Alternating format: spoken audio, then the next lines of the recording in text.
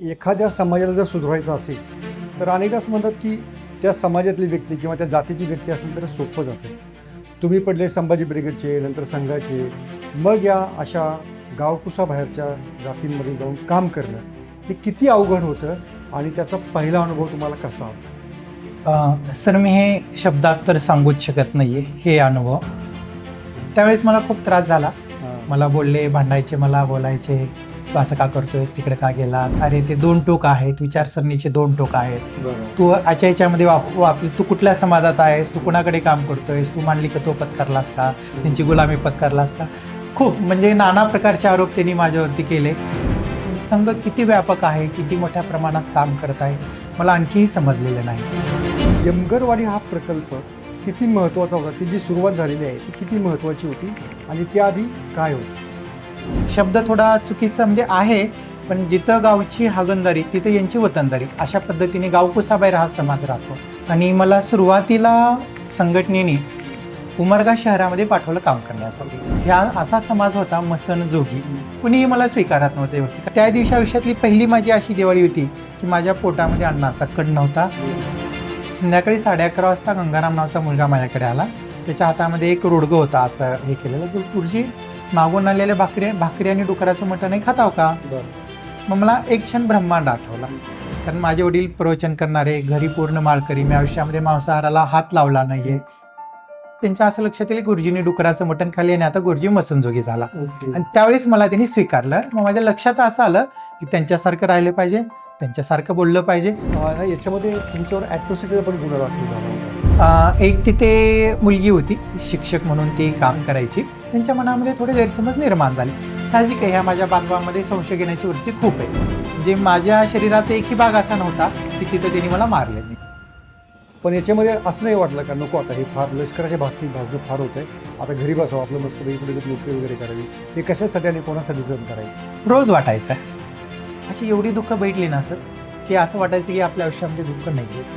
नमस्ते, मी योगेश कुटे. लेट्सअप विशेष या कार्यक्रमामध्ये तुम्हा सर्वांचं पुन्हा एकदा स्वागत. आज मी एका अशा पाहुण्यांसोबत आहे की ज्यांनी आपलं काम एका वेगळ्या क्षेत्रामध्ये केलेलं आहे आणि वंचितांसाठी झटून दिल्यानंतर त्यांच्या जीवनामध्ये कसा प्रकाश येऊ शकतो, त्यांच्या जीवनामध्ये कसा बदल घडू शकतो आणि त्यासाठी आपण एक उत्प्रेरक म्हणजे कॅटलिस्ट म्हणून कशी भूमिका बजावू शकतो आणि ती भूमिका किती महत्त्वाची असते, अशा व्यक्ती आहेत उमाकांत मिटकर. तर उमाकांत हे आज आपल्यासोबत आहेत आणि ते यासोबतच एक ज्येष्ठ पत्रकार ज्यांचा माझा आधीपासून परिचय आहे, एक प्रेरक लेखक दत्ताजी जोशी, हे देखील आता माझ्यासोबत आहेत. या दोघांचं परिचय देण्यापूर्वी मिटकर यांच्या या सगळ्या प्रयोगाविषयी, त्यांच्या अनुभवाविषयी दत्ता जोशी यांनी पुस्तक देखील लिहिलेलं आहे, डिवाइन जस्टिस. हे आज माझ्या हातात आहे. अतिशय म्हणजे एका प्रयोगाची इतक्या चांगल्या पद्धतीने दखल घेण्याचं काम दत्ता जोशी यांनी केलेलं आहे. पण हे काम सोपं नव्हतं. समाजातून त्याला अडथळा होता. अनेक अडचणींचा सामना मिटकर यांना करावा लागला. तर या साऱ्या प्रवासाबाबत आपण या दोघांशी चर्चा करणार आहोत. मिटकरजी आणि दत्ताजी, तुमचं लेट्सअपमध्ये खूप खूप स्वागत. नमस्कार आणि धन्यवाद.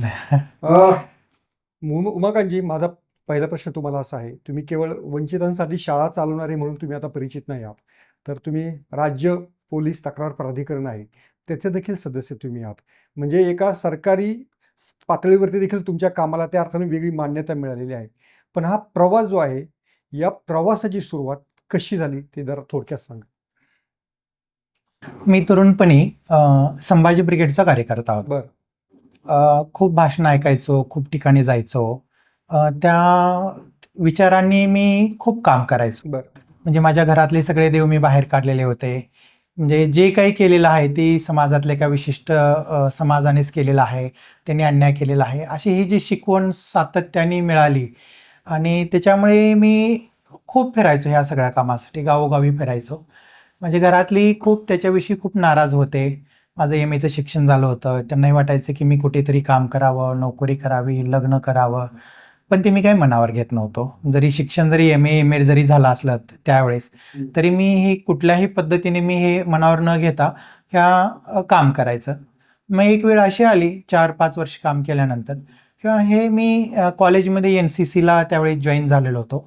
मग त्या सगळ्या प्रेरणेतून, त्या भावनेतून एकात्मता असेल, भारतीयत्व असेल, आपला समाज असेल, याची कुठेतरी छोटी छोटी छोटी बीजं ही मनामध्ये रुजत गेली. बरं. आणि त्यावेळेस माझे मोठे भाऊ आहेत प्रशांत, त्यांचे मित्र आहेत अनिल घुगे, की जे राष्ट्रीय स्वयंसेवक संघाच्या एका प्रकल्पामध्ये शिक्षक म्हणून होते. बरं.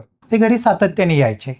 घरी सातत्याने येत असताना मग त्यांनी मला असं म्हटलं की यमगरवाडीमध्ये एक शाळा सुरू झालेली आहे, तुला नोकरी मिळेल आणि तुला तिथे काम मिळेल, पैसा मिळेल, सगळंच मिळेल. म्हणजे एका वेगळ्या विचाराने, एक स्वार्थी विचाराने मी त्या ह्याच्यामध्ये जाण्याचा निर्णय घेतला. बरं. आणि तिथं ज्यावेळेस गेल्यानंतर लक्षात आलं की बाबा आपण केलेला विचार किती चुकीचा आहे. आणि समाजामध्ये आयुष्यभर लग्न न करता अनेक अशी लोक आहेत की जे समाजासाठी काम करतात. म्हणजे तिथून खरी सुरुवात माझी ह्या सामाजिक कामाविषयी झाली. याच्यामध्ये एकच फक्त की संभाजी ब्रिगेड आणि संघ हा जो तुम्हाला फरक जाणवला, तर त्या फरकामध्ये काय महत्वाचे बदल तुम्हाला टिपावेसे वाटले? संघाचा विचार हा महासागरासारखा आहे. बरं. म्हणजे आपण बघतो महासागरामध्ये हिरे, माणिक, मोती, शिंपले, म्हणजे सागराचा अंतच आपणाला लक्षात येत नाही. तसं मी गेली 25 वर्ष जरी झालं संघामध्ये जरी काम करत असलो तरी संघाचा विषय म्हणजे संघ किती व्यापक आहे, किती मोठ्या प्रमाणात काम करत आहे, मला आणखीही समजलेलं नाही. मला एवढंच लक्षात आहे, माहीत आहे किंवा लक्षात येतं की आपण काम करत राहावं. बरं. म्हणजे जे समाजाचं आहे, जे चांगलं आहे, जे राष्ट्रासाठी आहे, ते काम करत राहावं हाच विषय लक्षात येतो. की जिथे भांडण नसतं, जिथे इतरांविषयी द्वेष नसतो, जिथे इतरांना कुत्सित नजरेनं बघितलं जात नाही किंवा विघातक विचार सांगितले जात नाहीत, असा एक तो विचार याच्यामध्ये मला आजपर्यंत लक्षात आलेला. फक्त याच्यावरती शेवटचा प्रश्न फक्त विचारतो, संभाजी ब्रिगेडच्या कार्यकर्त्यांनी तुम्हाला रोखलं नाही का, जरा तो थोडा ब्राह्मणांच्या संघटनेत चाललाय म्हणून? म्हणतात ना, माझे मित्र खूप त्यावेळेस मला खूप त्यांनी बोलले, भांडले, पण त्यांच्या आत्ता लक्षात येतंय गेली 20 वर्षानंतर की उमाकांत तू घेतलेला निर्णय अतिशय योग्य होता. ओके. त्यावेळेस मला खूप त्रास झाला. हां. मला बोलले, भांडायचे, मला बोलायचे, तू असं का करतोयस, तिकडे का गेलास, अरे ते 2 टोक आहेत, विचारसरणीचे 2 टोक आहेत, बरं. तू याच्यामध्ये वापरले, तू कुठल्या समाजाचा आहेस, तू कुणाकडे काम करतोयस, तू मांडली का तो पत्करलास का, त्यांची गुलामी पत्करलास का, खूप म्हणजे नाना प्रकारचे आरोप त्यांनी माझ्यावरती केले. आणि पण मी मनाने ठाण घेतलं होतं, खूप विचार करून विचारांती मी हा निर्णय घेतला होता, आपण हे क्षेत्र आता काम करण्यासाठी निवडा. दत्ताजी, मला एक असा प्रश्न विचारायचा आहे की यमगरवाडी हा प्रकल्प किती महत्वाचा होता? ती जी सुरुवात झालेली आहे ती किती महत्वाची होती आणि त्याआधी काय होतं? भटका समाज म्हणून ज्याला आपण म्हणतो, ज्यांना नंतर विमुक्त केलं असं म्हटलं गेलं. ब्रिटिशांच्या काळामध्ये अनेक समाजांवरती वेगवेगळे ठप्पे मारले गेले. ॲक्च्युली जी 12 बलुतं जरी म्हणतो किंवा ही अशी जी समाजाची वीण होती आपली, हे सगळे उद्योगप्रधान समाज होते. म्हणजे भटक्या विमुक्तांच्या याच्यामध्ये जेही काही वेगवेगळ्या प्रकारच्या ॲक्टिव्हिटीज, कुडमुडे जोशी असतील, डवरी जंगम, अनेक ते समाज आहेत. प्रत्येकाची काही एक विशिष्ट खासियत होती. शिकलगार होते, शस्त्र निर्माण करायची किंवा अशा प्रकारची ही सगळी उद्यमी जमाती या होत्या. या जमाती आपल्याला आव्हान देऊ शकतात हे ब्रिटिशांच्या लक्षात आलं आणि त्यांनी या सगळ्या व्यवसायावरती बंदी घातली. अशा प्रकारचा व्यवसाय कोणी करत असेल तर ते बेकायदा आहे असं म्हटलं गेलं आणि त्यांना उचलून तुरुंगात टाकायला सुरुवात केली. आणि हा वरवंटा 100-150 वर्ष चालल्याच्या नंतर अनेक पिढ्या, मग शेवटी पोट भरायचा तर कुठंतरी तुम्हाला अशा वेगवेगळ्या ॲक्टिव्हिटीचा आधार घ्यावाच लागतो. बेकायदा ॲक्टिव्हिटीज असं नाईलाज असतो. भूक लागल्यानंतर समोर भाकरी दिसते तर माणूस चोरी करणार, कारण पोटात आग पडलेली असते. दुर्दैवानं या सगळ्या याच्यात पिसला गेलेला हा जो काही समाज होता, हा स्वातंत्र्योत्तर काळामध्ये 50च्या दशकामध्ये त्याला विमुक्त केलं गेलं. की आता यांच्यावरचे गुन्हेगारीचे शिक्के पुसले गेलेले आहेत कायदेशीर दृष्टीने. पण तरी दुर्दैवाने काही पोलीस यंत्रणेमध्ये म्हणा किंवा अन्य ठिकाणी त्यांच्यावरती तो जो काही त्या जातींवरती गुन्हेगारी ठप्पे होते ते कायम राहिले दुर्दैवाने. हे ठप्पे पुसण्यासाठी काही जाणीवपूर्वक प्रयत्न होणं गरजेचं होतं. त्यातनं भटके विमुक्त विकास परिषद स्थापन झाली. भटके विमुक्त ची ही एक लक्षात असं आलं की कुठल्याही समाजाला सुधारण्याच्या रस्त्यावरती न्यायचं असेल तर त्यांना साक्षर करणं, सुशिक्षित करणं महत्त्वाचं आहे. त्यासाठीचा महत्त्वाचा भाग असतो शाळेचा त्यांना शिक्षण देण्यासाठी. त्यातनं एक प्रकल्प तिथं उभा राहावा ही प्रेरणा संघाच्या विचारातनं समोर आली आणि त्यातनं एमगरवाडीच्या प्रकल्पाची पायाभरणी साधारण 90च्या दशकामध्ये ही झालेली आहे. सुरुवातीच्या काळात या सगळ्या मंडळींना शाळेपर्यंत आणणं हे फार मोठं आव्हान. मी जेव्हा या सगळ्या गोष्टी लेखन याच्यावरती करण्यासाठी 2011च्या दरम्यान पहिल्यांदा प्रकल्पावरती गेलो होतो, त्यावेळेला उमाकांजींची पण तेव्हा तिथे भेट झाली, अन्य सगळी कार्यकर्ते मंडळी, एक एक यांचे अनुभव मी ऐकले. नुसते ऐकले तरी मी असा थरारून गेलो होतो. वेगवेगळ्या ठिकाणावरनं शिक्षणासाठी त्या प्रेरणेतनं मुलांना तिथं आणलेलं, त्यांच्या सवयी वेगळ्या, कोंडून राहायची सवय नाही आहे, तिथनं ही मुलं पळून जायची, यांच्यावरती काहीतरी मग कोणीतरी आळ घ्यायचं की ही मुलं गेली कुठं, परत शोधून आणायचं. या विपरीत परिस्थितीत या कामाची सुरुवात झाली होती. आणि आज परिस्थिती आता साधारणपणाने 20, 30, 40 वर्षाच्या नंतरची अशी आहे की यांची एक पिढी शिकून बाहेर पडली, जी बऱ्यापैकी काही ठिकाणी सेट झाली, मग ते पाहून शेवटी लोक अनुकरण करायला लागतात. या अनुकरणात मग हळूहळू हा शिक्षणाचा जो काही एक वारसा आहे, हा जो प्रसार आहे समाजामध्ये व्हायला लागला. परंतु तो काळ हा अतिशय थरारक होता, ज्या काळामध्ये या मंडळींनी तिथे योगदान दिलं आणि अशा प्रकारची चळवळ एक प्रकारे ती सुरू केली. चळवळ म्हटल्याच्यानंतर वेगवेगळ्या प्रकारच्या प्रतिमा आपल्या डोळ्यासमोर येतात, पण ही पूर्णपणाने एक प्रकारची विधायक रचनात्मक अशा स्वरूपाची चळवळ होती, ज्याचा एक आधार संघाचा एक सर्वसमावेशक विचार हा होता. ओके. मिटकरजी, पण एक अनेकदा प्रश्न येतो की एखाद्या समाजाला जर सुधारायचं असेल तर अनेकदा असं म्हणतात की त्या समाजातली व्यक्ती किंवा त्या जातीची व्यक्ती असेल तर सोपं जातं. तुम्ही पडले संभाजी ब्रिगेडचे, नंतर संघाचे, मग या अशा गावकुसाबाहेरच्या जातींमध्ये जाऊन काम करणं हे किती अवघड होतं आणि त्याचा पहिला अनुभव तुम्हाला कसा आला? सर, मी हे शब्दात तर सांगूच शकत नाहीये. हे अनुभव म्हणजे असं की माझे वडील प्रवचन करायचे. मी एका मुख्याध्यापकाचा मुलगा होतो की जे सर्वसाधारण आयुष्य खूप छान पद्धतीने जगतायत, आर्थिक असेल बाकी सर्व स्थैर्य होतं घरी, पण कुठेतरी एक मनाने उचल खाल्ली होती किंवा हे करायचं. तरुण पण होतं, जवानीचा जोश अंगी बेनलेला होता. आणि मला सुरुवातीला संघटनेने उमरगा शहरामध्ये पाठवलं काम करण्यासाठी. ह्या असा समाज होता मसन जोगी, म्हणजे त्यांना खरं तर उपनिषदामध्ये त्यांचा उल्लेख आहे की स्मशान योगी. त्यांना आंध्रामध्ये त्यांना काटील पापूल म्हणतात, कर्नाटकामध्ये शितगुड सिद्ध म्हणतात आणि महाराष्ट्रामध्ये मसन जोगी असं म्हणतात. मग तिथं मला तिने सुरुवातीला पाठवलं.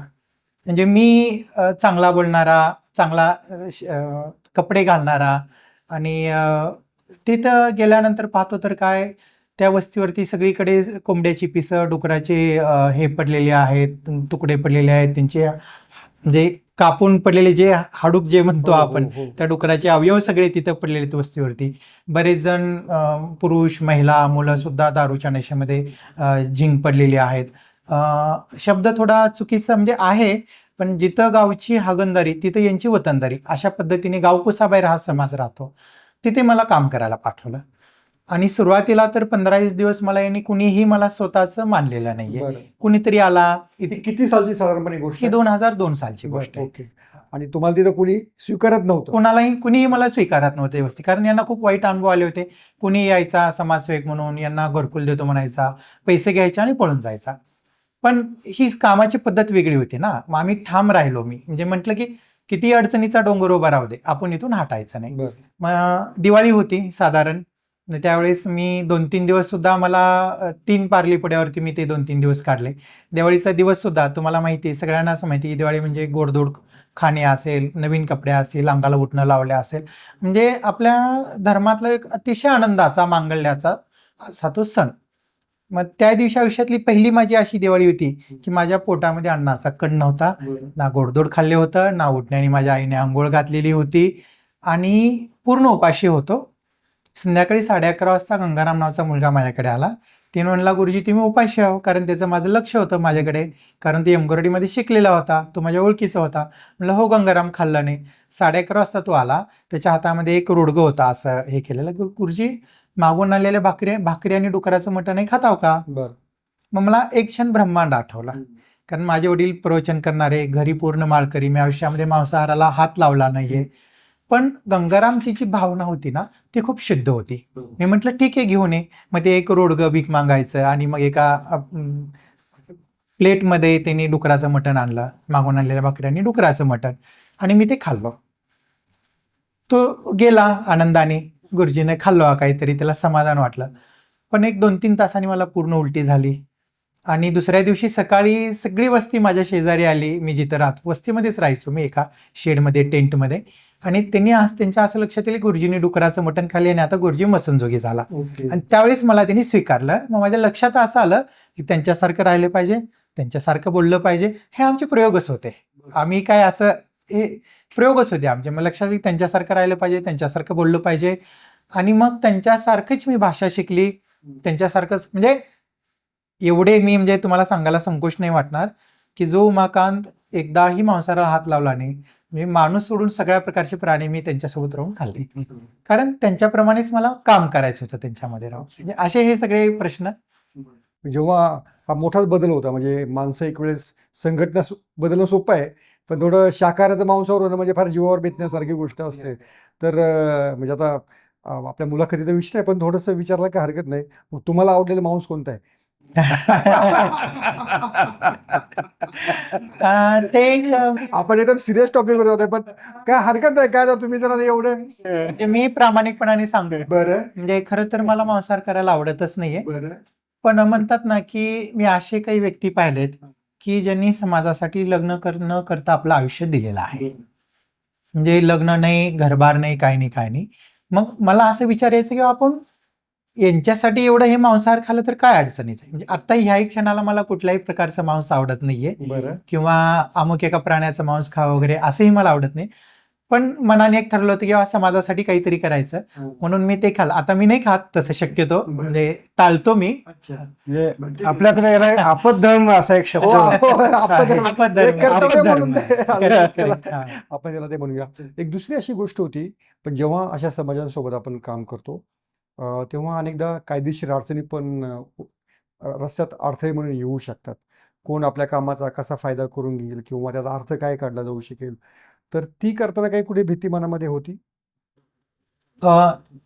दिवस उजाडला की असे अडचणीचे प्रश्न हे कायम समोर राहायचे, कायम.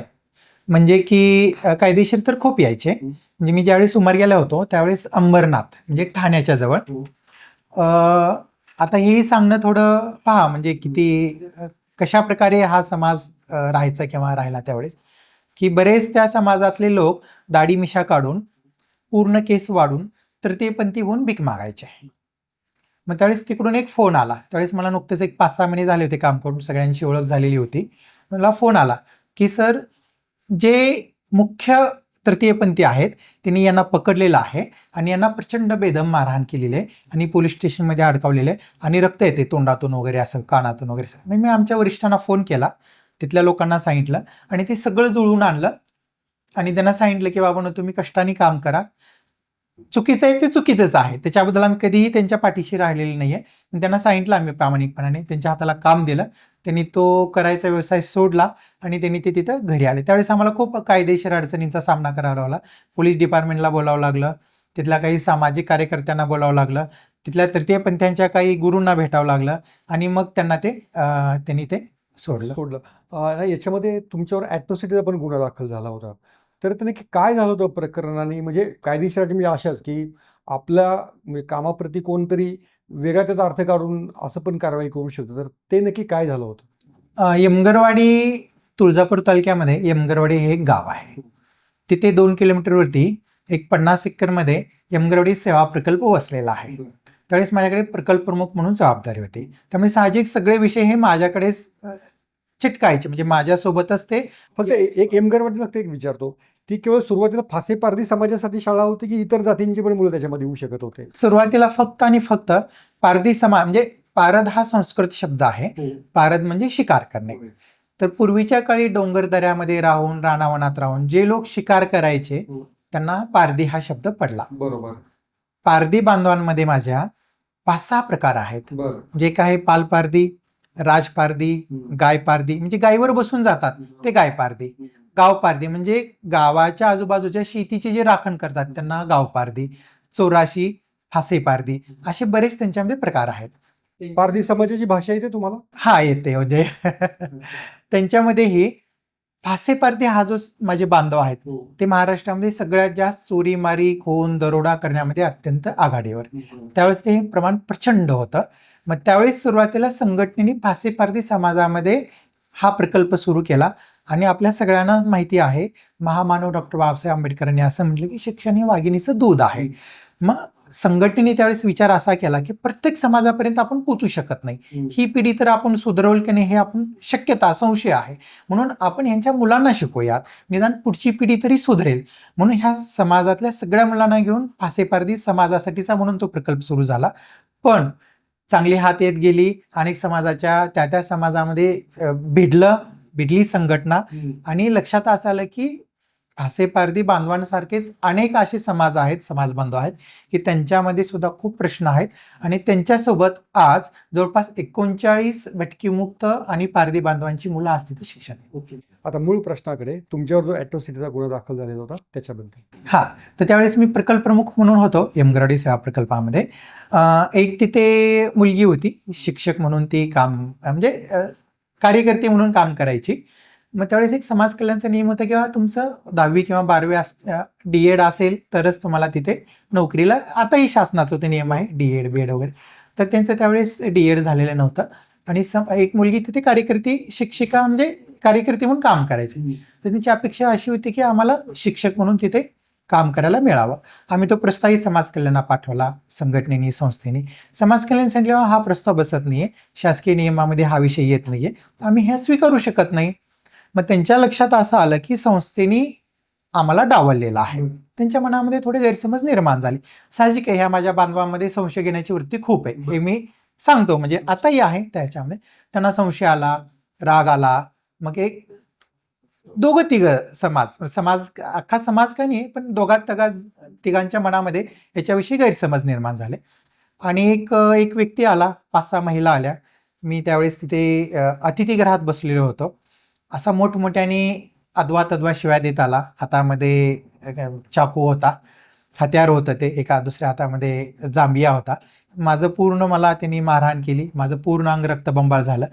त्या महिला आल्या 4-5 मला, म्हणजे माझ्या शरीराचा एकही भाग असा नव्हता की तिथं त्यांनी मला मारले नाही. प्रचंड मारहाण झाली आणि त्यांनीच जाऊन स्वतः तिथे जवळच तामलवाडी पोलीस स्टेशन आहे, त्या तामलवाडी पोलीस स्टेशनला संस्थेच्या आमच्या 4 पदाधिकाऱ्यावरती आहेत, त्याच्यात मी एक आहे, आणि आमच्यावरती अट्रॉसिटी दाखल केली. मग संघटनेने असं सांगितलं की आपण काही करायचं नाहीये, कुठल्याही कसल्याही पद्धतीने, म्हणजे पुन्हा क्रॉस कंप्लेंट वगैरे असं कसलंही काही करायचं नाही, जे का असेल ते शांतपणे सहन करायचं. ठीक आहे, आम्ही संघटने जे सांगेल ते ऐकणारे आम्ही सगळे. मग 1.5 वर्ष आम्ही कोर्टाची पायरी चढलो. म्हणजे आमचे जर एक ज्येष्ठ अधिकारी होते, म्हणजे काठी घ्यायचे ते, त्यांना पायऱ्या चढायला सुद्धा त्रास व्हायचा.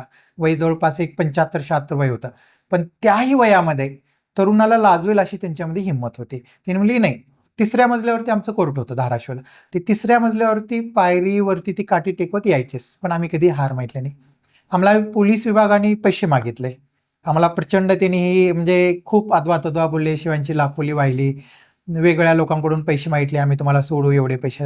आम्ही हार मानणारे, आम्ही तासनतास आम्हाला बसवून ठेवायचे, पाणी प्यायला नाही द्यायचे, खूप असं बरंच काय तो काळ खूप आम्ही झेललं, मानसिक त्रास त्या सगळ्याच्यात. पण संघटना पाठीशी होती, आम्ही ते सगळं सहन केलं. आणि 1.5 वर्षांनी त्यांच्या लक्षात असं आलं की नाही बाबांनो, ज्यांनी अट्रॉसिटी अशी केली त्यांच्या लक्षात आलं की आपण चुकीचा विषय केलेला आहे. त्यांनीच ती केस माघारी घेतली, कोर्टाने आम्हाला निर्दोष सुटला, म्हणजे असा तो विषय झालेला. पण याच्यामध्ये असं नाही वाटलं का नको आता हे फार लष्कराच्या भाकरी भाजणं फार होतंय, आता घरी बसावं आपलं, मस्तपैकी कुठेतरी नोकरी वगैरे करावी, हे कशासाठी आणि कोणासाठी सहन करायचं? रोज वाटायचं. मग कुठेतरी एखादं झाड बघायचं, खूप रडायचं, डोळ्यातले सगळे अश्रू ते सोडायचे. परत एखादा मुलगा आला की परत त्याच फ्रेश चेहऱ्याने परत त्याच्यासमोर जायचं.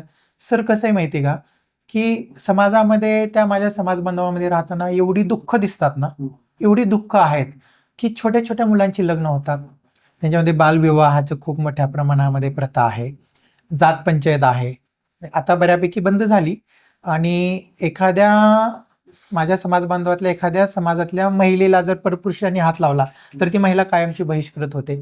असे खूप छोटे म्हणजे दिवस आंघोळ नाही करायची, डोक्याला तेल नाही लावायचं. साहजिक आहे, म्हणजे ते भीक मागायला गेल्यानंतर वास यायला पाहिजे ना, स्थिर समाजातल्या लोकांना वास आला तरच तो भीक देतो. मग ते अस्वच्छ राहायचं. अशी एवढी दुःख बैठली ना सर, की असं वाटायचं की आपल्या आयुष्यामध्ये दुःख नाहीयेच. म्हणून त्यामुळे हा समाज बांधव, ही मुलं, ही एक प्रेरणा होती, ती एक एनर्जी होती. त्यांच्याकडे बघितलं की अशा अडचणींचा डोंगर, प्रश्न, संकट हे लगेच गळून पडायचे. ओके. पालावरची शाळा हा नक्की काय उपक्रम होता? खूप चांगला प्रश्न विचारला सर. म्हणजे ह्या विषयामुळे म्हणजे आम्हाला जागतिक स्तरावरचे 2 पुरस्कार, युनिसेफचा सुद्धा पुरस्कार आम्ही जे काम करत होतो त्याला मिळालेला आहे. तर पाल म्हणजे झोपडी, भटकीमुक्त ज्या घरामध्ये राहतात म्हणजे त्याला ते पाल म्हणतात. म्हणून पालावरची शाळा म्हणून आम्ही त्याला शब्द दिला की त्या घराच्या आजूबाजूला चालणारी म्हणजे पालावरची शाळा. आता आपण बघतो स्थिर समाजामध्ये आपण सगळेजण शाळेत गेलो, आपण विशिष्ट विषयाचे शिक्षक पाहिलेले आहेत, घंटा आहे, शाळा आहे, इमारत आहे, गणवेश आहे, परीक्षा आहे आणि एक सुदृढ चांगले संस्कारी मुलं तिथून तयार होतात. ह्या पालावरच्या शाळेमध्ये तसं काहीच नव्हतं. कुठलाही अभ्यासक्रम नव्हता, गणवेश नव्हता, इमारत नव्हती, काही नव्हतं. मुलं ज्यावेळेस भीक मागून येतील, भंगार गोळा करून येतील, त्यावेळेस गुटख्याच्या पुड्या होत्या, ते लोकांनी खाल्लेल्या गुटख्याच्या पुड्या टाकून द्यायच्या, त्या ते गोळा करायचे, रिकाम्या बाटल्या गोळा करायचे आणि ते विकायचे. छोटे थोडेफार पैसे मिळायचे, कंदमुळं विकायचे. ते जेव्हा विकून आले, भीक मागून आले की ते आल्यानंतर ही पालावरची शाळा सुरू. आमच्याकडे कुठल्याही प्रकारची शैक्षणिक साधनं नव्हती. मसनजोगी समाज सुया, बिबा, पिना, खवल्या असं विकतो, तर त्या मण्याच्या माळ्यातून आम्ही एक दशक तयार केलं. त्यांच्या बोलीभाषेतली गीतं आम्ही तयार केली, ते त्यांना लगेच अपील झाली. ताताचे गीत म्हणजे आजोबांना ते ताता म्हणतात, ते तातावरची गीतं आम्ही तयार केली, त्यांना ती लगेच अपील झालं. मग ते जेव्हा येतील ती पालावरची शाळा, आम्ही शाळा सुरू करायची. दिवसभरातली 2 तासाची पालावरची शाळा असायची. कधी कधी आम्ही शिक्षक त्यांच्यासोबत शिकार करायला जायचो, त्यांच्यासोबत गप्पा मारायच्या, त्यांची दोस्ती करायची. एक अनौपचारिक शिक्षण आणि शिक्षणाची गोडी आम्ही लावायची त्याला आणि आम्ही त्यांना स्थिर शाळेमध्ये पाठवायचं. म्हणजे ही पालावरची अशा किती शाळा शाळा. मी पालावरच्या शाळेचा पहिला शिक्षक होतो. त्यानंतर आम्ही जवळपास महाराष्ट्रामध्ये त्या लोकांसोबत ते जिथं जातील तिथं मी जायचो. बरं. दर 10-12 दिवसाला माझं गाव बदलायचो. अच्छा, त्यांच्यानुसार तुम्ही प्रवास ठरायचा तुमचा? भटकीमुक्त, एका स्थिर जागी नाही राहायचे. म्हणजे दर 10-12 दिवस झाले की गाव बदलायचे. बरं. मग त्यांच्यासोबत मी राहायचो. महाराष्ट्राभर मी फिरलो सगळीकडे. मग लक्षात असलं 2-3 वर्षानंतर आम्ही खूप जनजागृती केली, खूप कार्यकर्त्यांनी कष्ट घेतलं. आता तसा स्थिर समाज झालेला आहे बऱ्यापैकी 20-25 वर्षाच्या कष्टामुळे. म्हणजे आता 22 जिल्ह्यामध्ये जवळपास 92 पालावरच्या शाळा सुरू आहेत. मी पहिल्या पालावरच्या शाळेचा शिक्षक आहे. त्यानंतर मी 2012 ते 2017 पर्यंत पालावरच्या शाळेचा प्रमुख होतो. त्यावेळेस 19 जिल्ह्यामध्ये जवळपास 68 पालावरच्या शाळा होत्या. आणि ज्यावेळेस माझ्याकडे पालावर शाळेची जबाबदारी नव्हती, त्यावेळेस मी राज्य पोलीस तक्रार प्राधिकरणावरती गेलो. त्यावेळेस ही आता 22 जिल्ह्यामध्ये 92 पालावरच्या शाळा आहेत. आणि त्याही आधी ज्या पद्धतीने होत्या त्याच पद्धतीने चालतात की थोडं स्थिरता त्याला काय आलेली आहे? सर, आमच्या लक्षात असं आलं की फक्त शिक्षण म्हणून आपण तिथं जाऊ शकत नाही. बरं. सर, त्यांना आरोग्याचे विषय होते. आम्ही आरोग्य विभाग सुरू केला. ते छोटे पैसे वाचवतात, बचत करतात, म्हणून आम्ही बचत गट सुरू केले. सर, आम्ही त्यांना वेगवेगळे डॉक्टर्स जे आहेत ते आम्ही वस्तीत घेऊन येऊ लागलो. म्हणजे आरोग्य विभाग सुरू केला, बचत गट सुरू केला. नंतर किशोरी वयात येणारी जी मुलं आहेत, किशोरवयीन मुली, त्यांच्यासाठी आम्ही प्रकल्प सुरू केले. आम्ही त्या वस्तीतले म्हणजे आत्ता असं आहे सगळ्या पालावरच्या शाळेवरती वस्तीतले ताई आणि दादा थोडंफार शिकलेले आहेत, त्यांना आम्ही ट्रेनिंग दिली. दर 3 महिन्याला आम्ही प्रशिक्षण घेतो 3 दिवसाचं. आणि ते प्रत्येक वस्तीतले ताई आणि दादा ह्या पालावरच्या शाळेतले आता शिक्षक आहेत. ती सगळ्यात मोठा आउटपुट आमचा आहे. आता जी तुमच्याकडे मला यायचं आहे, असे जेव्हा प्रकल्प उभे राहतात तेव्हा मिटकरची जे उल्लेख संघटना म्हणून करतात, तर ती संघटना म्हणजे राष्ट्रीय स्वयंसेवक संघ असं त्याचा अर्थ घ्यायचा का? बरोबर आहे. सामाजिक अभिसरण ज्याला म्हणू आपण, की समाजाच्या सगळ्या घटकांनी एकसंध एकात्म होऊन उभं राहावं आणि जे काही भेद आहेत ते सगळे विसरून एकत्र यावं, ही एक मूळ भावना संघाच्या स्थापनेपासूनची आहे, जे कायमस्वरूपी आहे. या दृष्टीने साधारण आपल्या घरातही आपण जेव्हा पाहतो की घरातलं जर एखादा अशक्त बाळ असेल तर त्याला स्पेशल फिडिंग असतं थोडंसं. याच पद्धतीने काही एका अशा समाज घटकांवरती जे या सगळ्या प्रगतीच्या वाटांपासून थोडेसे दूर राहिलेले आहेत, त्याची वेगवेगळी सामाजिक कारणं असू शकतात. सगळाच दोष कुठल्याही एका सिस्टीमवरती टाकून ब्रिटिशांनी ते केलं, ठीक आहे, त्याने केलं, नंतरच्या काळात सुधारायला हरकत नव्हती, वेळ लागला. पण जेव्हा लक्षात आलं आहे त्यावेळेला हे सगळं सुधारण्यासाठी जी वेगवेगळे प्रयत्न करणं आवश्यक होतं, वेगवेगळ्या पद्धतीने वेगवेगळ्या स्तरांवरती, पण एक मातृसंस्था म्हणून संघाच्या माध्यमातून असे वेगवेगळे खूप मोठ्या प्रमाणात प्रकल्प देशभरात, हा एक छोटा उपक्रम आहे. अशा प्रकारचे असंख्य उपक्रम आपल्या देशभरात चालू आहेत. त्यातला हा एक महत्त्वाचा भाग. याच्यामध्ये असं बोललं जातं की संघ असं काम करतो, हे त्या जाती संस्थेचं किंवा तिथल्या महामानवांचं, नेत्यांचं एक हिंदुत्वीकरण करतो. या आरोपात काही नाही, हा तसा म्हणजे टू बी फ्रँक प्रश्न थोडासा वेगळा आहे, वेगळ्या स्तरावरती जाणार आहे. आजचा विषय तसा वेगळा आहे, पण हा एक आता हा तुम्ही पण त्या म्हणजे त्या विचारसरणीच्या तुम्ही काय नाकारत नाही आहात. अजिबात नाही. मी स्वतः संघाचा स्वयंसेवक आहे. बालपणा म्हणजे मी आणि हिंदुत्वीकरण त्यातही म्हणजे थोडासा म्हणजे आपण काय म्हणूया की एक सॉफ्ट शब्द आहे, तुम्ही ब्राह्मणीकरण करता. ओके. हां, आता हा आणखी नेमका प्रश्न आहे. याचा मला आनंद आहे. आणि योगायोगाने तुम्ही ज्या ब्राह्मणीकरणाचा विषय बोललात, त्यातला जातीचा जो संदर्भ आहे, तुला मला लागू का जोशी आहे. बरं. त्यामुळे याला मी अधिक कॉन्फिडेंटली उत्तर देऊ शकेन. मी स्वतः संघाच्या शाखेवरती खेळायला शिकलो असं म्हणायला हरकत नाही. इतक्या बालपणापासून मी संघाच्या शाखेत जात आलेलो आहे. आत्ता माझं वय साधारण 54 वर्ष आहे आणि साधारण 4-5 वर्षाचा असतानापासून मी संघाच्या शाखेवरती जातो. म्हणजे 50 वर्ष, 45 वर्ष संघ या एकूण यंत्रणेशी मी संपर्कात आहे. मधल्या काळामध्ये संघाच्या याच्यात काही एक त्या यंत्रणेत काही चांगलं काम करण्यासाठी विशेष प्रशिक्षण दिलं जातं. त्याला प्रथम वर्ष, द्वितीय वर्ष, तृतीय वर्ष शिक्षित अशा प्रकारची त्याला OTC म्हटलं जायचं जुन्या काळात, ऑफिसर्स ट्रेनिंग कॅम्प. तर त्यातला मी प्रथम वर्ष शिक्षित आहे. संघाची म्हणून एक जबाबदारी मुख्य शिक्षक अशी शाखेची पण मी सांभाळलेली आहे. नंतरच्या काळात मग संघ परिवार म्हणून अन्य ज्या कुठल्या वेगवेगळ्या संस्था आहेत, संघाने सांगितल्याप्रमाणे ती कामं करायची. या सगळ्या बॅकग्राऊंडवरती मी अतिशय अभिमानाने आणि स्पष्टपणाने हे सांगू शकतो की या पूर्ण काळामध्ये जेव्हा संघ म्हणून काम करत होतो किंवा संघ परिवारातल्या संस्था म्हणून काम करत होतो, त्यावेळेला मी माझी जात कुणाला सांगितली आणि मी कुणाला त्याची जात विचारली नाही. याची आम्हाला गरज पडली नाही. माझ्या शेजारी कोण आहे, त्याची जात कुठली आहे, याच्याशी माझा काहीही संबंध नाही आहे. तो या समाजाचा एक घटक आहे, हे आमच्या दृष्टीने महत्त्वाचं आहे. त्याला तुम्ही हिंदू म्हणा, ब्राह्मणी म्हणा, हा म्हणण्याचा वेगवेगळा भाग असला तरी एक व्यापक अर्थाने आपण जेव्हा विचार करतो त्यावेळेला हे हिंदुत्व त्याला कुठंतरी चिकटलेलं आहे. याचं कारण असं आहे की तो हिंदू आहे, हे नाकारता येणार नाही आहे. जर तुम्ही इस्लामी आहे म्हणताय, तुम्ही ख्रिश्चनी आहे म्हणताय, तर हे हिंदू पण आहे. हे हिंदुत्व फक्त एका विशिष्ट पूजा पद्धतीचं नाही आहे, तर हे राष्ट्रीयत्वाचं हिंदुत्व आहे. जी सावरकरांची व्याख्या आहे, जी संघाची व्याख्या आहे की या देशात राहणारा, या देशावर प्रेम करणारा, भारत माता की जय म्हणणारा तो हिंदू आहे. या व्यापक अर्थाने आम्ही हिंदू आहोत, हे हिंदू आहेत, हे सगळे वनवासी बंधू हिंदू आहेत, हे भटके विमुक्त हिंदू आहेत, प्रत्येकजण हिंदू. मी तर म्हणतो की या प्रकारची शुद्ध भावना असणारा मुसलमान सुद्धा हिंदू आहे. याचं कारण असं आहे की त्याला जो त्याच्या धार्मिक स्थळावरती जातो त्याला हिंदू म्हटलं जातं, त्याला मुसलमान गणलं जात नाही. या भारत मातेचा सुपुत्र असणारा प्रत्येक हिंदू आहे. आणि उलटं प्रश्न तुमचा पुढचा जो आहे ब्राह्मणी, तर हे कशामुळे येतं, कुठून येतं मला अजूनपर्यंत कळलेलं नाही. कारण तुम्ही ब्राह्मणी म्हटल्याच्या नंतर जो एक जातीभेदाच्या उतरंडीचा विचार काही काळात मांडला गेला, मी ते पूर्णपणे नाकारणार नाहीये. फक्त मी एवढंच म्हणेन की कुठल्याही समाजामध्ये ज्याप्रमाणे दगड मारणारे 4 हात असतात, त्याचप्रमाणे गोंजरणारे 100 हात असतात.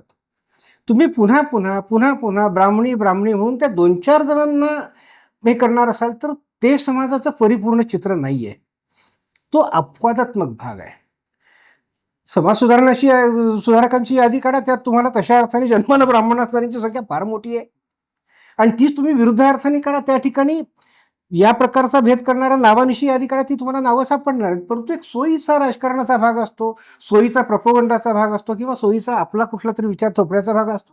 त्यातनं कुणाला ब्राह्मणी म्हणायचं असेल तर त्याला आमचा नाईलाज आहे. आमची भावना शुद्ध आहे, आम्ही भारत मातेची लेकरं आहोत, आमचा जातीपातीशी काहीही संबंध नाही. आम्ही समरसमध्ये पण काय असतं की पाण्यामध्ये वेगवेगळे रंग तुम्ही कालवले आणि पाणी ढवळलं, त्या पाण्याचा कुठला रंगच नाही उरत ना, कुठला एक वेगळा रंग तुम्हाला काढता येईल. ही समरसता, हा एकात्मभाव, हा ज्या दिवशी येईल त्या दिवशी आपोआप सगळे भेद विसरून जातात. ही आमची किंबहुना माझी याच्यातली भावना ही आहे. आणि मला असं वाटतं की साधारणपणाने याच सगळ्या भावनेने या सगळ्या चळवळी म्हणा किंवा हे लोकशिक्षणाचा भाग आहे, हे सगळं चालू असतं. ओके. आंबेडकरजी, मग हाच थोडा प्रश्न तुम्हाला आहे. मग संघाचा कार्यकर्ता म्हणून जवळ जाणं हे अवघड होतं का सोपं होतं? भटक्या उमेदवारांच्या जवळ जाणं? संघाचा कार्यकर्ता म्हणून भटकीमुक्तावर जाणं म्हटलं तर खूप अवघड होतं आणि म्हटलं तर खूप सोपं होतं. बरं. कारण तुम्ही जसं म्हटलात की मी सुद्धा बहुजन समाजातला आहे, पण मला कधी जाणवलं नाही की संघामध्ये मला कधी जात विचारली 25 वर्षाच्या काळामध्ये, असं मला चुकूनही कधीही कुणी विचारलेलं नाही आणि मला ते कसं कधी जाणवलं हे तुम्ही कॅमेऱ्यापुरतं बोलत नाही आहात. नाही. काही विषयच नाही कॅमेरा. याच्यात मी थोडा हस्तक्षेप करतो. हा. हा कॅमेरा खूप वर्षांनी आज समोर मागची 25 वर्ष हे कॅमेऱ्याच्या मागच मागे. खूप अवघड होतं. त्यांना माहिती नव्हतं त्यांना किंवा हे कुणाचे लोक आहेत काय, त्यांना फक्त एवढंच माहिती आहे कुणीतरी चांगले काम करणारे लोक आहेत एवढंच त्यांना हे माहित होतं. आम्ही गेलो आणि काम उभं राहिलो. ज्या मिटकरांनी पोलिसी अत्याचार त्या अर्थानं सहन केला, तेच नंतर राज्य तक्रार पोलीस प्राधिकरणावरती गेले. मग काही वेगळा अनुभव काय आला का? ज्या पोलीस अधिकाऱ्यांनी तुमच्या विरोधात तक्रार केली, तुम्हाला त्रास दिला होता, त्यांची झाडाझडती घ्यायचा कधी प्रसंग आला का? नाही, असं कधीच केलेलं नाहीये आणि मनामध्ये असा कधीही विचार येणार नाहीये. कारण महाराष्ट्रातल्या कुठल्याही व्यक्तीला पोलिसांच्या विरोधात तक्रार करण्यासाठी न्यायाची संधी आहे. एक न्यायपीठ आहे.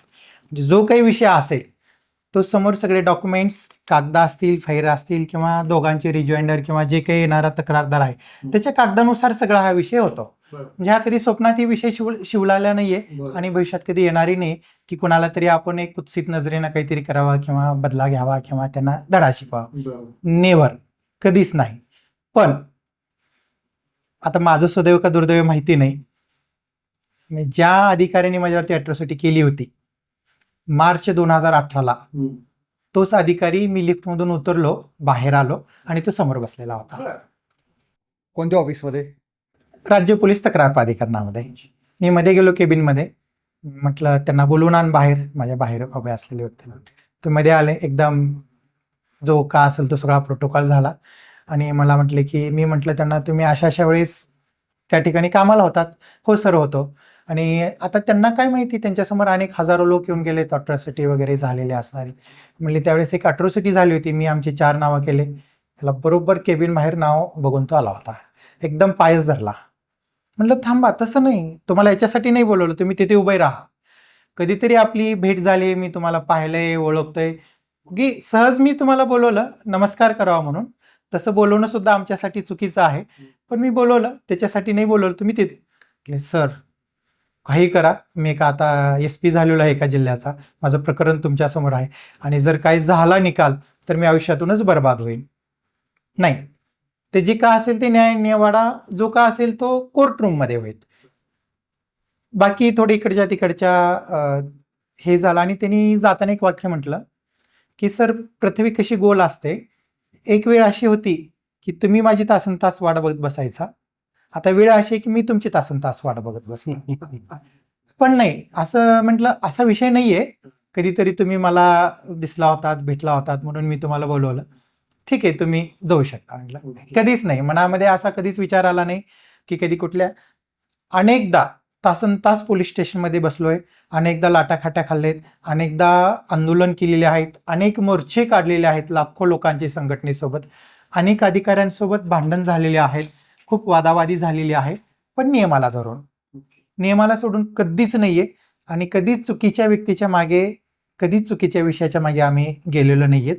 त्यामुळे कदाचित परमेश्वराने संधी दिली म्हणूनच तुम्ही आता जे पुस्तक घेतलं, डिवाइन जस्टिस, परमेश्वराने न्याय दिला, परमेश्वराने न्याय मिळाला, तो मी तिथे बसलोय की ज्या ठिकाणी न्यायासाठी धडपडत होतो, आज त्याच ठिकाणाहून न्याय देण्याची संधी मला मिळाली. याच्यामध्ये आता एमगरवाडी झाली, पालावरच्या शाळा झालेल्या आहेत, तुमच्या डोक्यामध्ये पुढची कल्पना आता काय आहे? खरं तर आम्ही विचार स्वतः जे सांगेल ते करतो. म्हणजे मला जरा उद्या जरी म्हटलं, म्हणजे मी जे काम करणारे जे माझे वरिष्ठ अधिकारी आहेत, आमचे सहकारी आहेत, त्यांना मी म्हटलं, त्यांनी मला म्हटलंय की उमाकांत शबनम घे, झोळी घे आणि पालावर शाळेवरती शिक्षक म्हणून जा, तरी मी जाईन. म्हणजे आम्ही काय करावं किंवा मी काय करणार, माझे भविष्यातली स्वप्न, ह्याला माझ्याकडे किंवा आमच्या संघटनेमध्ये काही हे नाही. जो संघटना सांगते, सहकारी सांगतात, वरिष्ठ अधिकारी सांगतात, तसं आम्ही. ओके. आता एकच फक्त आता फक्त तुम्ही सुटापुटा दिसतात. अगदी काय सरकारच्या प्राधिकरणावरती आहात. तेव्हा आता घरच्यांना असं वाटतं का आता उमाकांत सुधारलाय? आधी जरा बिघडलेला होता. त्याचं असं आहे, म्हणजे तुम्हाला तो विषय यायचा राहिला, की मी समरसतेचं लग्न केलंय. म्हणजे मी एका लिंगायत मुलीशी लग्न केलेलं आहे. मी मराठा समाजातला, मराठवाड्यातला. त्यावेळेस लिंगायत मराठा हा खूप वाद होता त्यावेळेस त्या भागामध्ये, आणि त्यातही लातूर परिसर. लातूर परिसरामध्ये. आणि दोघांचेही घरचे आमचे कधी एकमेकाला बोलले नाहीत. 3-4 वर्ष आम्ही लग्न केल्यानंतर लग्नाला आलेले नाहीत. आम्ही 4-5 जणांच्या उपस्थितीमध्ये स्वामी समर्थांच्या गाभाऱ्यामध्ये आम्ही लग्न झालेलं आहे आमचं. तर त्यावेळेस त्यांना खूप हे वाटायचं, वाईट वाटायचं की असं कसं झालं उमाकांनी. पण आज म्हणजे मला खात्री आहे, आज 20-1 वर्षांनी त्यांना असं वाटतं की उमाकांत ज्या विचारसरणीमध्ये काम करायला गेला, ज्या पद्धतीने तो काम करतोय, ज्या पद्धतीने तो प्रश्न सोडवतोय, म्हणजे लोकांना समाधान देतोय, ह्यांना खूप आनंद होतो. बरं. पण तेच माझा प्रश्न होता. तो राज्य प्राधिकरणावर गेल्यानंतर त्यांचा समज दूर झाला की आधीच दूर झालेला होता? नाही, राज्य पोलीस तक्रार प्राधिकरण ही एक व्यवस्था आहे. म्हणजे कसं आहे, म्हणजे आपले एक मोठे राजकारणी आहेत, ते म्हणतात की म्हणजे सत्ता खुर्ची ताम्रपट नाहीये मिळालेला, ते कधी जाते कधी येते. त्यामुळे पोलीस प्राधिकरण हा विषय नाहीये. म्हणजे मी ज्या पद्धतीने मनातून काम करतो आणि ज्या पद्धतीने माझा उपयोग मी समाजाला जास्तीत जास्त 24 तास देण्याचा प्रयत्न करतो, त्यामुळे त्यांना असं वाटतं की समाधान वाटतं. पोलीस प्राधिकरण असाच विषय नाहीये. मी ज्यावेळेस तिथेही काम करायचो, भटकीमुक्तामध्ये काम करायचो, प्रचारक म्हणून होतो, बाकी होतो, त्यावेळेसही त्यांना समाधान. सुरुवातीला 4-5 वर्ष खूप त्रास झाला, पण आता त्यांना समाधान वाटतं. तुम्ही काहीतरी सांगत होता. याला जोडूनच मलाही यांनी वरिष्ठ राजकारणी असं सूचक उल्लेख केला, मी नावासहित करेन, पण त्याला जोडून मी 2 शब्द जास्ती सांगू इच्छितो. आत्ता जसं हे म्हणाले की एक जबाबदारी म्हणून काय असतं, कुठल्या याच्यामध्ये पद आणि जबाबदारी ह्या 2 गोष्टी कन्सेप्ट म्हणून आपण वेगळ्या पाहू शकतो. जबाबदारी म्हटल्याच्यानंतर ते एक भान असतं की मला काही याच्यात सांभाळायचं, द्यायचं. पद म्हटल्यानंतर ती खुर्ची महत्त्वाची असते. जसं मी सुरुवातीला बोलताना पण म्हणालो की या राज्य पोलीस तक्रार प्राधिकरणाच्या न्यायिक सदस्य पदावरती एक सामाजिक कार्यकर्ता म्हणून नियुक्त करताना एक ज्याला आपण बहुश्रुत म्हणूयात, बहुआयामी म्हणूयात, अनुभवी आणि संपूर्ण परिस्थितीचं भान असणारा, वस्तुस्थितीचं भान असणारा कार्यकर्ता तिथे नियुक्त झाला पाहिजे. आणि त्या याच्यातनं तो विचारपूर्वक तो निर्णय, आणि मग नाही म्हटलं तरी शेवटी संघ संस्कारातनं आलेली ही व्यक्ती आहे, त्याच्यावरती चर्चा होऊन तो निर्णय त्यावेळेला झालेला असेल. पण जेव्हा त्या जबाबदारीच्या ठिकाणी ती व्यक्ती पोहोचते, त्यावेळी ती संघाची स्वयंसेवक नाही राहत.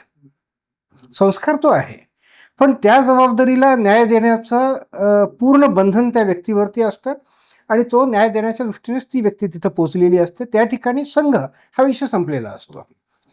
पण शेवटी ही एक व्यवस्था, हे म्हणाले जसे 2 वर्षाची 3 वाटेवरती जी काही टर्म आहे, ती टर्म संपल्यानंतर ते पद किंवा ती जबाबदारी बाजूला जाते, उरतो माणूस, आणि तो मुळात स्वयंसेवक आहे. मग तिथं संबंध येतो संघाचा. मग त्यावेळेला ती भावना येते की संघ सांगेल, हे म्हणाले तसं. हे काही नाही, कोट वगैरे हे बाहेरची आभूषण आहेत जी त्या ठिकाणी बसताना आवश्यक आहेत, ही उतरून ठेवली, झोळी खांद्यावर घेतली. मोदी कायम हे म्हणतात, मेरा काय मैं झोला उठा के निकल जाऊंगा.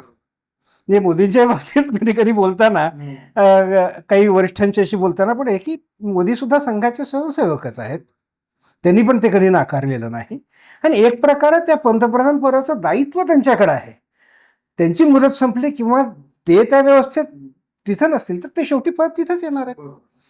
महत्वाचा त्यातला भाग आहे की तुम्ही असलेल्या भूमिकेशी प्रामाणिक राहून देशकर्तव्याला न चुकता समाजाच्या व्यापक हितासाठी जे जे करता येईल ते प्रत्येक पातळीवरती करत राहणं, हे संघाचं काम आहे. त्याच्यामध्ये कुठलाही भेदभाव, जे शपथविधीच्या वेळेला कुठल्याही भय किंवा पक्षपाताविना मी काम करेन, हे इथं संघ स्वयंसेवक शपथ न घेता वर्षानुवर्ष करत आलेले आहेत. याच्यामध्ये एक आणखीन तुमच्या सगळ्या प्रकल्पाविषयी अशी कोणती मुलं किंवा तुम्ही तुमच्या ज्या विद्यार्थी घडवले की त्याचा तुम्हाला आजही अभिमान वाटतो? किनवट भागामध्ये म्हणजे सर्वार्थाने ज्याला कोणीच आधार नव्हता, अर्जुन राठोड, आणि त्याची अर्जुन, रामचंद्र, शीतल आणि रेखा अशी 4 भावंडे यमगरोडीत आली होती. रामचंद्र हा तर जन्मल्यानंतर 6 महिन्याचा होता, ती चारही भावंडे शिकली यमगरवाडीत, मोठी झाली. आज अर्जुनने नाशिकमध्ये वैद्यकीय पदवी मिळवलेली आहे. आज तो डॉक्टरेट झालेला आहे आणि खूप चांगल्या पद्धतीने तो आता समाजाची सेवा करतोय. बालाजी कुटे म्हणजे तोही अशाच भटकीमुक्त समाजामधला. त्यालाही म्हणजे घरी कुठल्याही प्रकारचा आधार म्हणजे नव्हता त्याला, म्हणजे शिक्षणाचं कसलंही वातावरण घरी नव्हतं. आज तो इंजिनियर म्हणून काम करतोय पुण्यामध्ये. अशी अनेक मुलं आहेत की ज्यांनी संस्थेचं संघटनेचं नाव आता कमवत आहेत. म्हणजे आता तो प्रकल्प किंवा ती संघटना तरुणपणी आलेली आहे. म्हणजे आता आम्हाला त्याचं आउटपुट दिसतंय त्या सगळ्याच्या. ओके.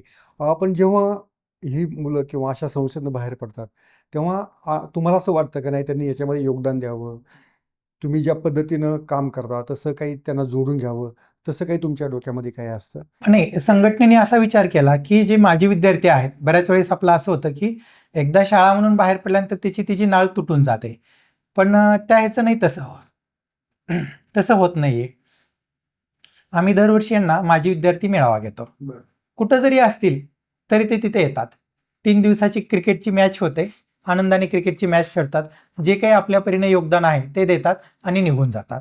म्हणजे आज ही नाळ अनेक यमगरवाडीतून शिकून गेलेल्या अनेक विद्यार्थ्यांची नाळ आजही तिथे जुळलेली आहे. आता पालकांचा रिस्पॉन्स म्हणजे जो 20-25 वर्षापूर्वी होता त्याच्यामध्ये आता काही बदल जाणवतोय आता तुम्हाला त्या समाजामध्ये? एक मी उदाहरण सांगतो उमरग्याचं. ज्यावेळेस मी सुरुवातीला उमरग्याला गेलो होतो ती परिस्थिती मी सुरुवातीला सांगितलेली आहे. म्हणजे तुम्हाला डुकराचं मटेरियल खाऊनच ते हे करावं सिद्ध लागलं. आज तिथे वस्तीमध्ये सर्व ठिकाणी सिमेंट रोड आलेले आहेत. प्रत्येक ठिकाणी लाईट आलेली आहे. रोडवरती स्ट्रीट लाईट आलेली आहे. प्रत्येकाच्या घरी लाईट आलेली आहे. प्रत्येकाचा मुलगा शाळेत जातो. तिथे त्यावेळेस डॉक्टर प्रवीण गेडाम हे तिथे कलेक्टर होते. त्यांनी 1ली ते 5वीची मान्यता दिली. आज तिथे शाळेची मान्यता आलेली आहे, शासकीय शाळेची. बचत गट आहेत. आरोग्य विभाग खूप चांगल्या पद्धतीने काम करतो. बालविवाह होत नाहीयेत. व्यसन आहेत थोडीफार, मी ते नाकारत नाही, पण मॅक्झिमम व्यसन, जास्तीत जास्त व्यसन आता तिथं होत नाहीयेत. मांसाहाराचं प्रमाण कमी झालेलं आहे. यमगरवाडीतून शिकून गेलेली मुलं म्हणजे भोजन मंत्र म्हणल्याशिवाय तर जेवण करतच नाहीयेत. मांसाहार तर हा दूरच विषय राहिला. त्याच्यानंतर महिलांमध्ये स्वच्छता खूप आलेली आहे. महिला सुद्धा म्हणजे मुलीचं वय 18 झाल्याशिवाय आता आपल्या मुलीचे लग्न करत नाहीयेत. असे बऱ्यापैकी विषय म्हणजे पाण्याची तिथे व्यवस्था झालेली आहे. बोर झालेला आहे. प्रत्येक घरोघरी नळ आलेला आहे. म्हणजे प्रत्येकाला सर्व प्रकारची शासकीय प्रमाणपत्र आता त्यांना मिळालेले आहे. राशन कार्ड मिळते, जातीचे प्रमाणपत्र मिळत आहेत, आधार कार्ड मिळालेले आहेत, पॅन कार्ड मिळालेले आहेत.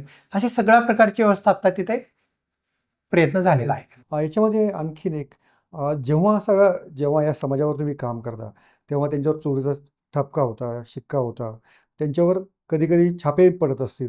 मग अशा वेळी तुम्हाला काही मध्यस्थी करावी लागायची, पोलिसांना काय सांगावं लागायचं, असे काही अनुभव आहेत का? हो, आहेत ना. म्हणजे असं आहे की एका माझ्या पारधी बांधावरती म्हणजे पोलीस विभागाने समजा एखाद्या ठिकाणी जर दरोडा पडला तर कुठेही जर चोर नाही सापडला तर कुठल्या तरी पारधी बांधवाला आणायचं आणि त्याच्यावरती चोरीचे असे जवळपास अनेक तरुण पारधी बांधवांना आम्ही सोडले की ज्याच्यावरती अक्षरशः 30-30, 35-35 केसेस होत्या. प्रत्येक केस आम्ही सोडवलेले, प्रत्येक डॉक्युमेंट आम्ही दिलेला आहे. एक ना एक केस निर्दोष सुटण्यासाठीच आम्ही खूप प्रयत्न केलेला आहे. पण त्याला खूप झगडावं लागलं, खूप कष्ट करावे लागले, खूप कागदपत्र त्याला जमा करावी लागली, कोर्टामध्ये भांडावं लागलं, डिपार्टमेंटला समजून सांगावं लागलं आणि ते आम्हाला करावं लागलं. ओके. म्हणजे अशा प्रसंगी देखील मदत करणं तुम्हाला जावं लागतं.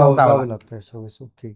आता तुमच्यानंतर जेव्हा तुमच्यासारखं काम पाहून मग इतर मुलं अशा प्रकल्पांसाठी मदत करण्यासाठी किंवा सहभागी होण्यासाठी येतात का?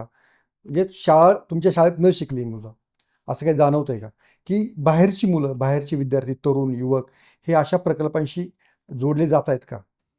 आता असं होतंय की अनेक MSWची मुलं, त्याच्यानंतर MPhilची मुलं, त्याच्यानंतर आता एक सेवांकर म्हणून एक संघटना आहे, ते फक्त डॉक्टर संघटनेमध्येच काम करते. तर ती सुद्धा अनेक मुलं हे व्हिजिट देतात, काम समजून घेतात आणि त्यांच्या पद्धतीने कोणी 1 वर्ष देतो, कोणी 6 महिने देतो. अनेक मुली आहेत, अनेक तरुणी आहेत, तिथे येऊन राहतात, काम समजून घेतात, पूर्ण वेळ काम करतात आणि आपापल्या ठिकाणी जातात. ओके. याच्यामध्ये आणखीन असं स्वयंरोजगार म्हणा किंवा त्यांचे जे पारंपरिक इतर जे बेकायदा व्यवसाय होते ते सोडून त्यासाठी आता तुम्ही काही पुढच्या पिढीसाठी काही प्रयत्न करतात का की त्यांनी स्वतःच्या पायावर उभं राहावं नोकरी करण्यापेक्षाही? आम्ही आत्ता कसं झालेलं आहे की केंद्र शासनाने राज्य शासनाने स्वयंरोजगाराच्या प्रचंड त्यांच्या शासकीय हे आहेत, तर ते मुलांनी करावं म्हणून शासकीय योजना आहेत. तर त्या सगळ्या आम्ही त्यांना सांगतो, त्यांची कागदपत्र तयार करतो, शासनाकडून मदत मिळवतो आणि त्यांना स्वतःच्या पायावर उभा करतो. अशी काही उदाहरणं घडलेली आहेत? खूप आहेत मुलं अशी, खूप म्हणजे अनेक माझे मसुंजगी समाजातले, वडार समाजातले, पारधी समाजातले, पेंगुळ समाजातले, बहुरूपी समाजातले, नाथजोगी, मर्याई समाज, अनेक अशी मुलं आहेत की जे असे स्वतःच्या पायावरती आता ते उभे राहिले. उभे राहिलेले आहेत. ओके. पण याच्यामध्ये काम करण्यासाठी असा कोणता जास्त एरिया आहे की आपण सुरुवातीला खरं बोललो होतो की महाराष्ट्रात असं कोणता भाग आहे की या ठिकाणी अशा समाजांची संख्या जास्त आहे आणि तिथे अधिक काम करण्याची गरज आहे? महाराष्ट्रामध्ये सगळ्यात जास्त सोलापूर जिल्ह्यामध्ये भटकीमुक्त आहेत. म्हणजे भटकीमुक्तांची राजधानी सोलापूर म्हणून ओळखली जाते. त्याच्यानंतर नगरमध्ये भटकीमुक्त खूप आहेत, लातूरमध्ये आहेत, धाराशिवमध्ये आहेत, वेगवेगळ्या भागामध्ये विखुरलेले आहेत. पण मुख्यतः नगर, सोलापूर, लातूर, धाराशिव हा जो पट्टा आहे तिथं काम करण्यासाठी खूप वाव आहे. तुम्हाला असं वाटतं की नाही, एक काम असं वाटतं की नाही एक आणखीन व्हायला पाहिजे, तुमच्या मनातून असं वाटतं आहे पण ते झालेलं नाही, असं कोणतं काम तुम्ही सांगाल? ह्या भटकीमुक्तांच्या अनेक समाजामध्ये मुलींचे खूप लहानपणी लग्न होतात, तर ते व्हायला नको आहे. मुलींना शारीरिक खूप त्रास होतो, शारीरिक समस्या खूप निर्माण होतात. तर मुलींचे बालविवाह जो आहे ना, तर तो कमी होणं खूप गरजेचं आहे. आम्ही संघटनाही खूप काम करते. मला असं वाटतं की बालविवाह हे कमी होणं हे खूप प्रयत्न करावे लागतील त्या विषयाचा. ओके. तुम्ही गेली 25-26 वर्ष लष्कराच्या भाकऱ्या भाजण्याचा उद्योग करत आहात, तर या एकूण उद्योगाबद्दल तुमचं आत्ताचं रीडिंग कसं आहे? समाधानी आहात, अतिशय काम केल्याचा अभिमान आहे, तर ती तुमच्या मनातली भावना काय आहे? सर असं आहे की खरं तर सामाजिक काम करणाऱ्या कार्यकर्त्यांनी किंवा समाजसेवकांनी सामाजिक क्षेत्रात काम करणाऱ्या अडचणी ह्या सांगायच्या नसतात, प्रश्न हे सांगायचे नसतात. ते प्रश्न आम्ही मनातच ठेवतो आणि त्याला उत्तर शोधण्याचा प्रयत्न करतो. मग गेली 20-25 वर्षापासून म्हणजे दिवस उजडला, दिवस सुरू झाला की प्रश्न हे सुरूच होतात, की रात्री झोपेपर्यंत प्रश्न असतात. अनेकांचे फोन असतात, कुठेही नंबर गेलेले आहेत. अनेक जण साहजिक आहे, त्यांना एक आधार वाटतो आणि आम्ही कुठेतरी छोटं फार त्यांना म्हणजे सिंहाचा वगैरे वाटा नाही, वाघाचा वगैरे वाटा नाही, पण खारीचा वाटा म्हणून आपण कुठेतरी त्याच्या उपयोगाला येतोय म्हणून त्याचं एक समाधान होतं. पण रोज संध्याकाळी झोपताना एक शांत झोप येते, एक समाधान वाटतं की चला आजचा दिवस संपला, आजपर्यंत आणखी कुठले तरी छान काम केलेलं आहे. आणि एक परमेश्वरालाही अशी विनंती करतो सातत्याने की आणखी काम करण्याची शक्ती आम्हाला मिळावी म्हणून. दत्ताजी, माझा प्रश्न तुम्हाला असा आहे, अशी जी माणसं इतके वर्ष पडद्यामागे राहून काम करतात, तर त्यांना त्यांचं जे काम आहे ते समाजापर्यंत पोहोचवण्यासाठी काय नक्की उपक्रम हाती तुम्ही घेतलेले आहेत किंवा काय नक्की या मिटकरणाबाबत तुम्ही केलेलं आहे? त्याला थोडी एक पार्श्वभूमी मला असं वाटतं की सांगायला हवी.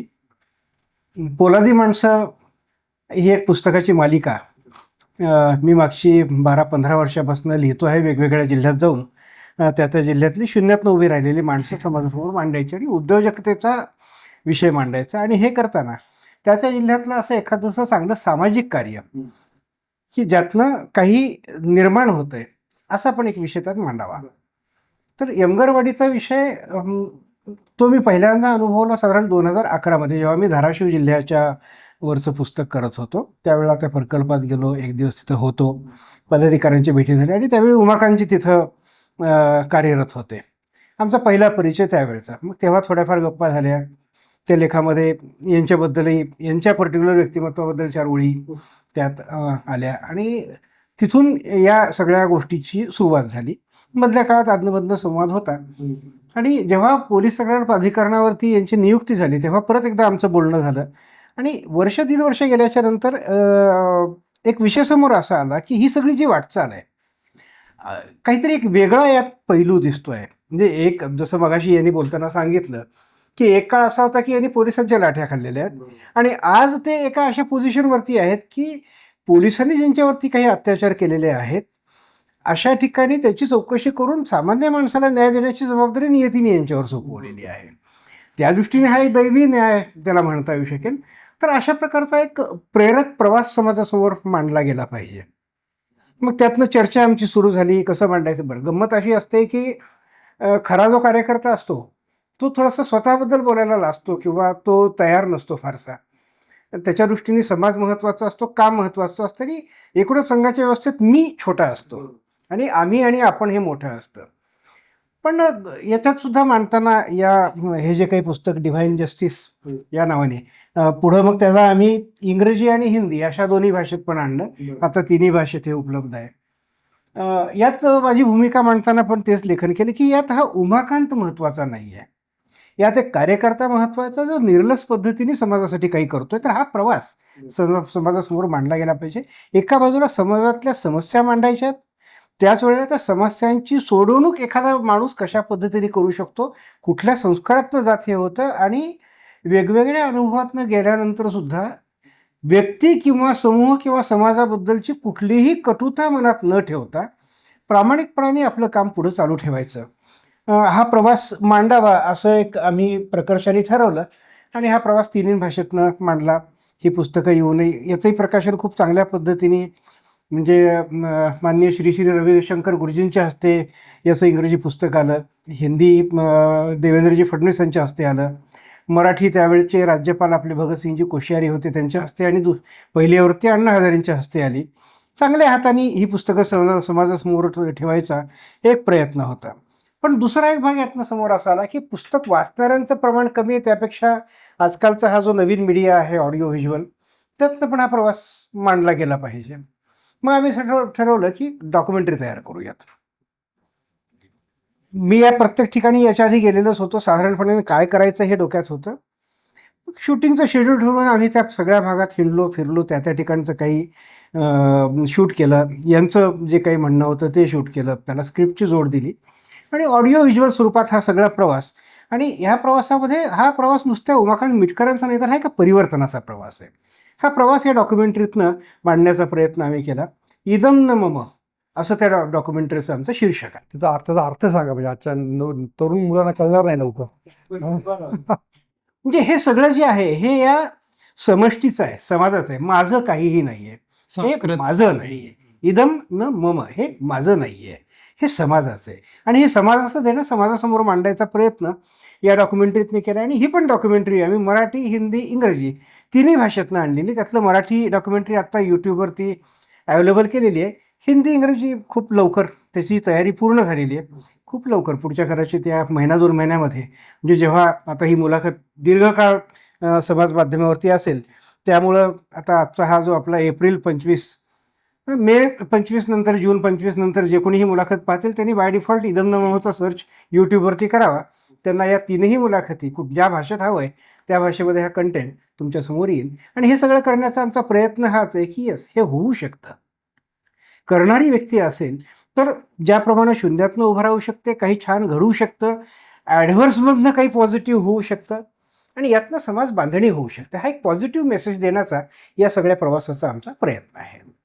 तर हे होते उमाकांत मिटकरजी आणि दत्ता जोशी. अतिशय एक चांगली मुलाखत, एक वेगळ्या वाटेवरच्या प्रयोगाची ओळख या निमित्तानं खरं आपल्या मुलाखतीद्वारे होणार आहे. ही मुलाखत नक्की पहा आणि लेट्सअपला फॉलो करायला विसरू नका. थँक्यू. धन्यवाद.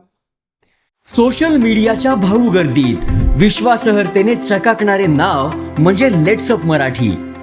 सगळ्यांना, सगळ्या नागरिकांना ती स्पीच, ती लेट्सअप वरील मुलाखती म्हणजे विचारांचा खजिना. त्यानंतरच्या निवडणुकीमध्ये मला सोडून गेले.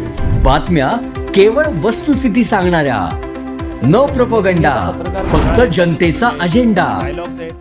क्योंकि आने वाला कल जाने वाला है, जाने वाला कल आने वाला है. राजकारण, मनोरंजन असो की क्रीडा क्षेत्र, महाराष्ट्राची स्पंदने संवेदनशीलतेने टिपणारे माध्यम म्हणजे लेट्सअप मराठी. जगासोबत एक पाऊल पुढे राहण्यासाठी लेट्सअपचे ॲप, सोशल मीडिया आणि वेबसाईट सोबत कनेक्टेड रहा.